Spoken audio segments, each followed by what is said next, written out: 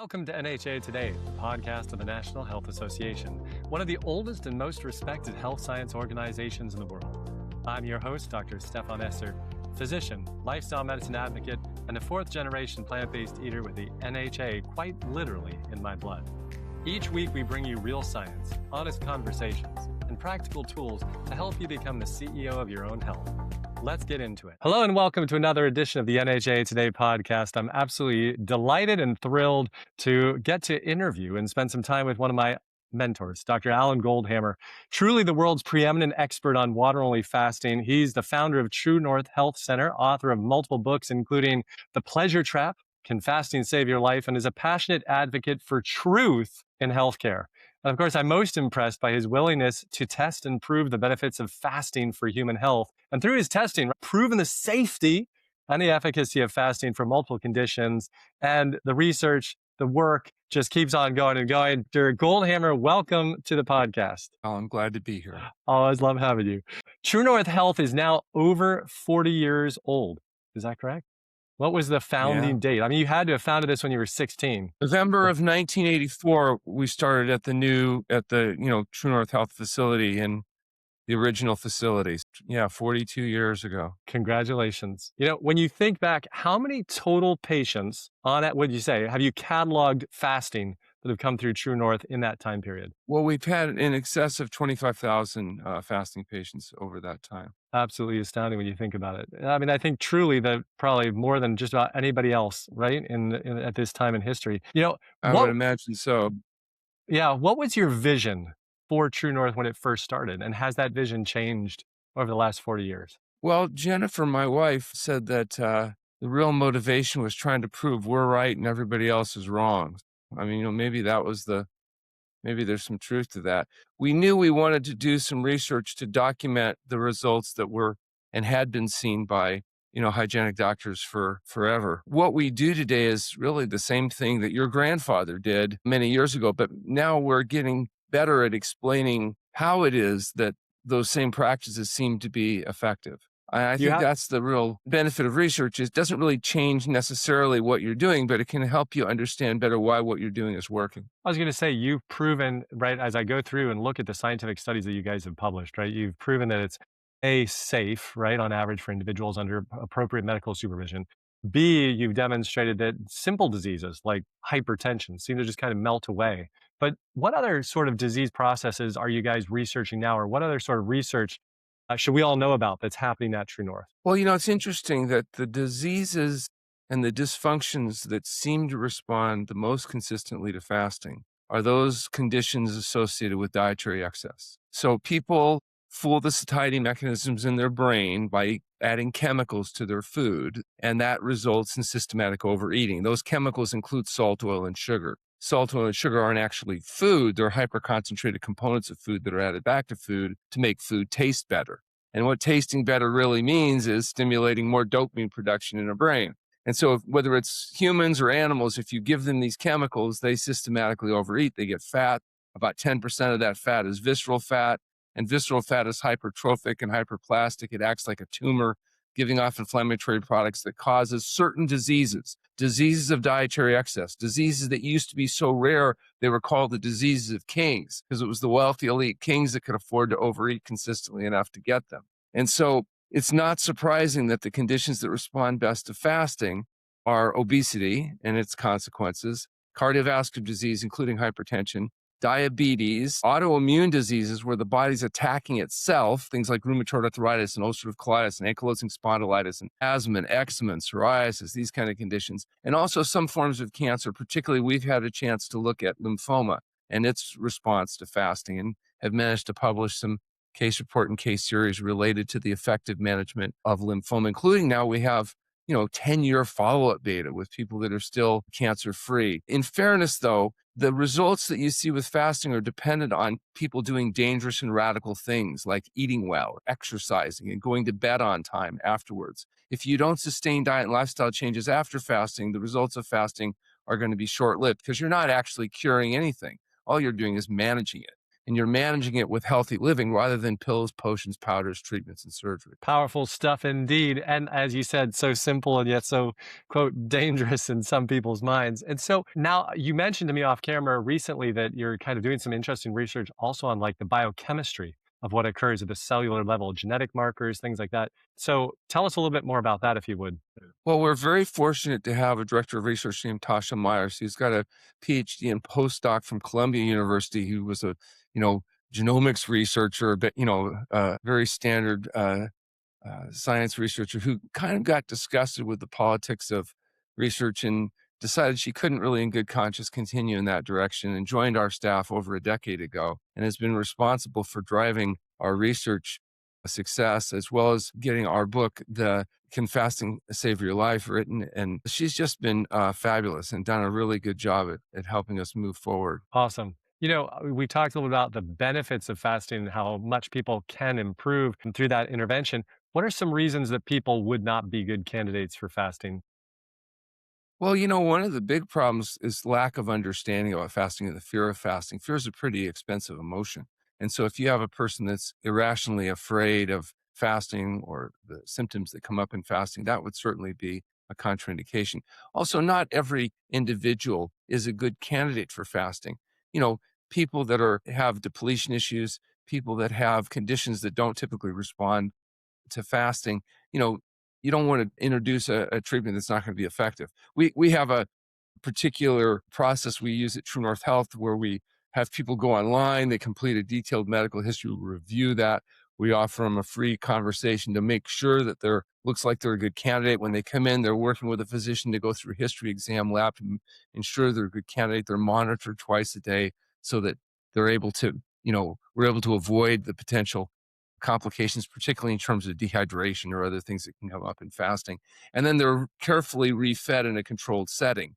Because one of the most important parts of fasting is careful refeeding after fasting. A lot of the material and progress that's made as a consequence of fasting actually happens in those days as you come off the fast and begin the refeeding process. Inappropriate refeeding can result in post-fasting edema, refeeding syndrome, could be serious and even potentially fatal. So it's important that everybody that fasts you determine is a good candidate for fasting. That's history exam and lab, that they rest and hydrate during fasting, and that they refeed appropriately after fasting. If you do those three things, then fasting is a safe and effective intervention for the conditions that we're advocating. And, in large part because of the work that you did when you were with us many years ago, we have published the first extensive fasting safety study involved in prolonged fasting. We've shown that this is a process that can be done safely if the protocols that are laid out are followed. If they're not, like anything, problems can ensue.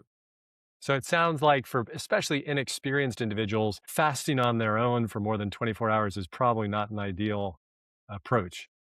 We recommend everybody fast every day on their own for between 12 and 16 hours. We suggest that people stop eating 3 to 4 hours before they go to bed. And that if they're trying to lose weight, maybe they might even delay breakfast in the morning so they can get their exercise in and preferentially burn some fat. But, everybody fasts for 12 hours a day if you don't eat 3 to 4 hours before you go to bed.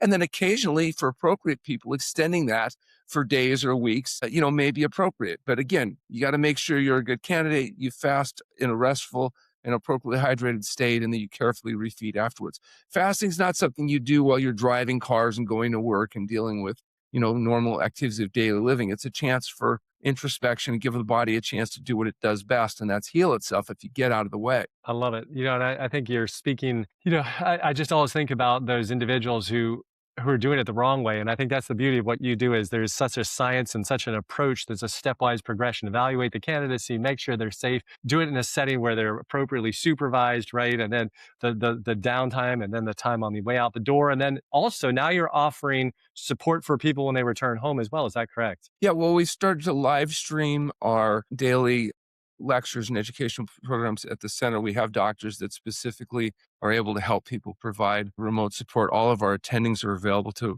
their patients remotely. We've tried to take advantage of the tremendous benefits from new technology. And so it's been, I think, allowed us to provide a more enriching and a more sustainable. In fact, we did a study with our colleagues from the Mayo Clinic recently in treating high blood pressure. Of the 27 people that completed The study, 26 were able to achieve normal blood pressure without any medication at 6-week follow-up. One required still limited dosing. And interesting enough, at a 1-year follow-up, without focused ongoing support, 76% of those patients had maintained their weight loss, and the majority was still having normal blood pressure without any medication. So we've Awesome. actually been able to show now that at least highly motivated, self-selected patients are capable of not only getting well with fasting, but sustaining that. And now, not everybody was perfect, but they did well enough that they maintained their weight loss, which is, probably a good marker that their dietary compliance was enough to maintain normal blood pressure without meds. So we are optimistic that it's not too difficult to do, but it is difficult to do in a world designed to make people fat, sick, and miserable. And that's the world that people are living in.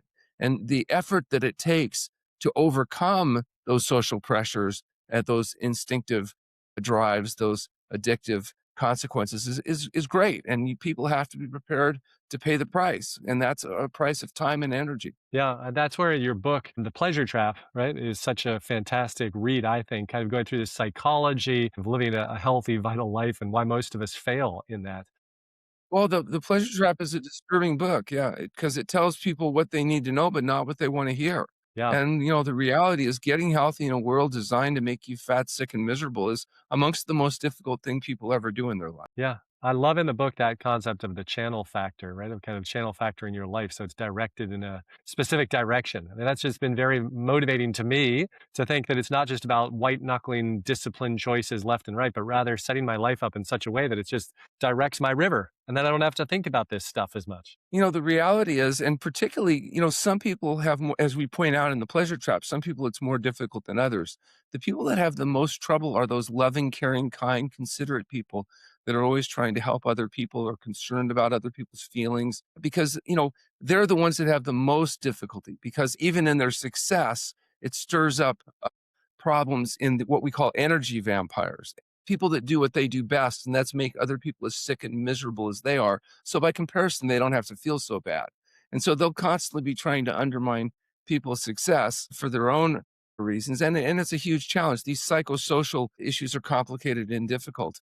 For some of us that aren't as concerned about other people's thoughts and feelings, it's a little bit easier. But if you're neurotypical and you have one of those kind people, you will have to work harder at it. You know, you mentioned obviously the extreme benefits of fasting for a large swath of the populace, and then also mentioned a little bit about the nutritional recommendations you have with regards to salt, oil, and sugar intake.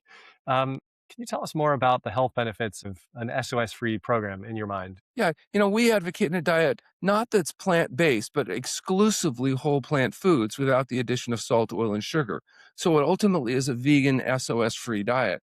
Just going on a vegan diet may be good for the, moral, ethical, and spiritual issues. It may be good for the animals. It may be good for the planet. It may be good for your health in terms of avoiding animal food, but it's not enough.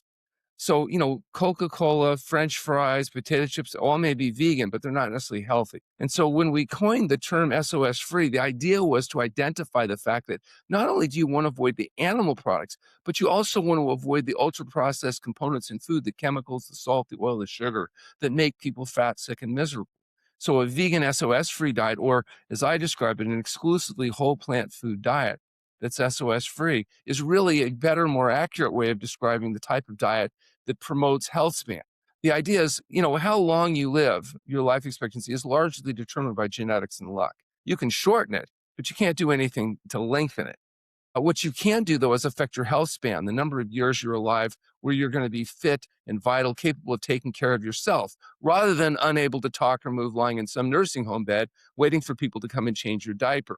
And so the idea is if you're trying to maximize health span and not have the average 12 years of debility that most people experience as a consequence of their poor health choices, adopting an exclusively whole plant food SOS-free diet, in my opinion, is one of the most important things that you can do. I think that leads right into the question I was actually about to ask, which was, that this whole goal of prolonging function, performance, this health span term that you mentioned is very popular to talk about right now for understandable reasons. So if nutrition, if that SOS program is one of the sort of, the legs of the table, what would you say three more legs would be?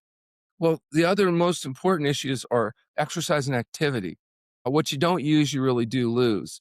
In a natural setting, our ancient ancestors never had to worry about this because they were forced to move. They got hot, they got cold, they got thirsty, they got hungry, or they didn't want to get eaten. And so they had to move around. Those that didn't move around didn't survive. They're not your ancestors. Those genes died out with them. And the fact is that most humans never lived long enough to reproduce. Only your ancestors did. And they were the ones that got enough to eat and didn't get eaten. And they moved around. And so we're designed to be able to be mobile and build strength, flexibility, balance, and endurance. Those are all very important issues. Today, you don't have to exercise. In fact, many males in our societies actually hire other people to exercise for them. It's called the NFL. And so what they do is they sit in overstuffed chairs watching other males engage in mock warfare, pretending to be part of the winning coalition. That's not the best way to exercise. Exercise is things like walking, hiking, biking, swimming, hopefully a variety of activities, as I said, that builds flexibility, endurance, strength. And if you do that, then the other component is sleep. One of our most important activities is sleep. It's in the non-REM deep sleep, in the deepest realms of sleep, that the anabolic cascade of healing hormones that are associated with healing take place. So if you don't sleep enough, you don't heal as well as you would. Energy itself is necessary. That conversion of ADP to ATP and all those other processes happen during sleep. If you don't get sleep, you're going to have fatigue. If you have fatigue, you're not going to be interested in exercising. You're more likely to be trying to eat stimulating foods to feel better under the illusion that you're hungry rather than fatigued. Getting diet, sleep, and exercise, these are the keys. And we use fasting to undo the consequence of things that people aren't able to fully control: dietary excess, environmental stresses, other issues. So fasting is just a remedial tool to try to give the body a chance to make up for things that shouldn't have been there in the first place. Good tips there. Like all three of those areas should be our targets for all of us to be pursuing. I noticed that TrueNorth also offers now some online coaching. Do people have to have been seen at TrueNorth in order to use those resources, or can they just call up and sign up for health coaching? Yeah, no, our doctors are all available through health coaching. They just complete the same registration forms that gets us the medical history, and they're able to provide coaching and counseling. There's some limitations. They don't write prescriptions. They don't make diagnosis over the phone, but oftentimes they will work with a patient's local doctor. For example, some people are good candidates for fasting. They might want to do a short remote fast. If their doctor's willing to be supportive in terms of exam and lab and support, our doctors can provide the kind of daily remote coaching that's, sometimes their local doctors wouldn't have the experience or the willingness to be able to participate in. The combination of their local doctor and our remote doctors can sometimes help people get through fasting or modified fasting experiences that are helpful and appropriate to be done at home. For longer fasts or people that have more complicated conditions, they're going to need to come to TrueNorth or one of the other facilities that specialize in medically supervised water-only fasting. Nice. In June of this year is the annual conference for the NHA. I know you're going to be there sharing your passion. Can you give us a sneak peek about what you're going to be discussing or sharing with us? I've got brand new stuff I'm really excited about. Dr. Myers and myself and AI have been working really hard on a new slide deck that is really about extending health span, all of the things that you can do to try to live better, longer. It talks about particularly the research is available on diet and fasting, and as that affects health span. So that's just coming into play right now. We're just finishing those up, and the first time I'll be presenting that will be at the NHA conference this summer. Awesome. So everybody, you need to go sign up either online or in person so you get there to hear this fresh off the podium. You established the TrueNorth Health Foundation some time back. Can you tell us kind of what the purpose of this foundation is? Because that's one of the things I have to say I've always admired about you is I truly believe that your passion for moving forward the science on fasting, et cetera, has never been about money, et cetera, but rather this vision so tell us what the TrueNorth Health Foundation is all about. Well, the TrueNorth Health Foundation is a 501c3 nonprofit organization that's dedicated to health, education, and research, and particularly as it relates to fasting. And we have managed to publish 24 papers in the peer-reviewed literature, as well as our book, Can Fasting Save Your Life?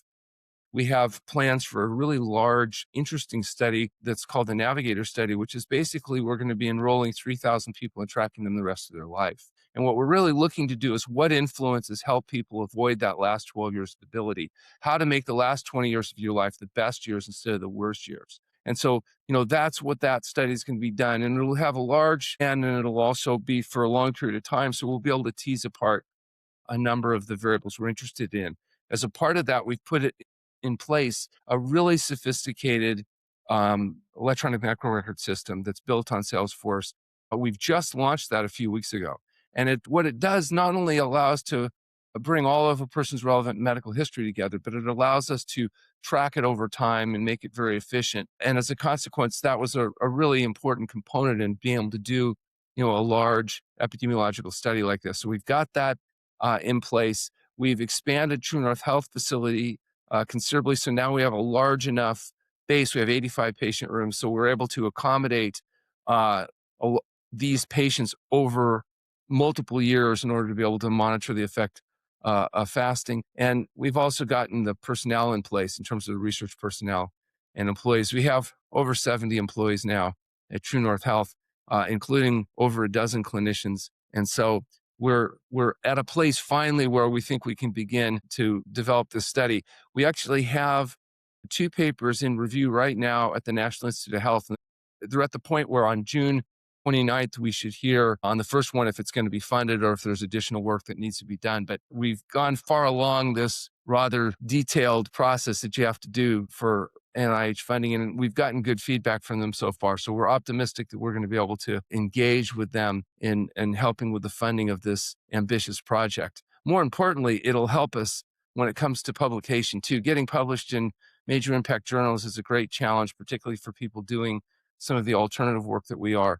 And the bigger the journal, the more people you can piss off. So I'm really excited about the prospects going forward. Fantastic. Congratulations, Dr. Goldhamer, and thank you for continuing to be such a leader in this field. 42 years of practice here with TrueNorth Health, tens of thousands of lives transformed, dozens of scientific papers published, just amazing. And you deserve all the accolades for all of that. And I'm so appreciative for you continuing to move the science forward with all of this. I want to, as we close up, we're just getting started now. I love it. We're just, really starting to ramp up. Which is exciting times. That's why we need to keep your health span for another 20, 30 years at least. So as we think about this, I want to just give you a chance here, if you can, anything you want to say to the viewing audience to leave them with as we're closing up now. I'll leave your final words from Dr. Goldhamer on this before we close. Anything you want to say to as we the viewers? say, health results from healthful living. So healthful living involves diet, sleep, exercise, and when appropriate, fasting. So if you want to be healthy, be prepared to pay the price and do the work. Thank you very much, Dr. Goldhamer, for joining us today. It's my pleasure. Thanks for joining me on NHA Today. If today's conversation inspired you, I want to personally invite you to join us at the NHA Annual Conference, where you'll hear from incredible speakers, including many of the guests you've been meeting right here on this podcast. It's one of the most meaningful weekends of the year for anyone serious about their health. Get all the details and register at healthscience.org. You can also follow me on social media at Esser Health and find NHA Today on YouTube, Spotify, Apple Podcasts, and wherever you listen. Until next time, be well, stay curious, and keep moving forward the most vital health.